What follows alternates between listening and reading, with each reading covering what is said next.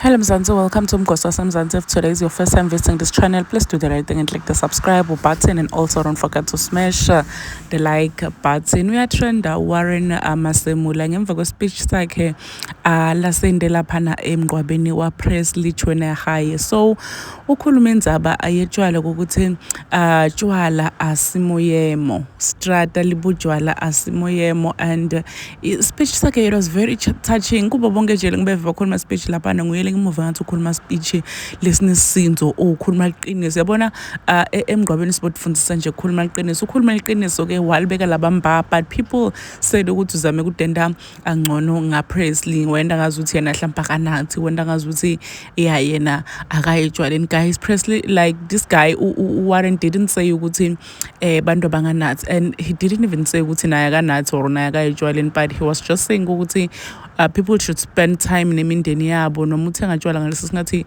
uyadzinga ukuthi uyonathela endlini, ungahlala usetitradini nebangani unatha tshwala. That's what the guy was saying, but now people are saying ukuthi udanda ngcono wena athi sabalalise ama-videos akho la usetshwaleni, ama-pictures akho la ubambe khona tshwala nalawo usetshwaleni khona, because now when u-acta ngazuthi unqwele ngalabanye bantwana. So uyatrenda, or people are just uploading ma-videos akhe la setshwaleni khona. Ukhumbule ukuthi futhi ma-famous abantu bakuthatha ama-video without even you noticing, without even you agreeing ukuthi bangawathatha lawo ma-video lawo. Sebayawasabalalisa abantu bathi nangu Warren Masemula wenu lotenda ngcwele. Please do comment what you think below down in the comment section. Don't forget to hit the notification bell so that you can be notified whenever I upload a new video. This is the end of my video. I am signing out. Goodbye.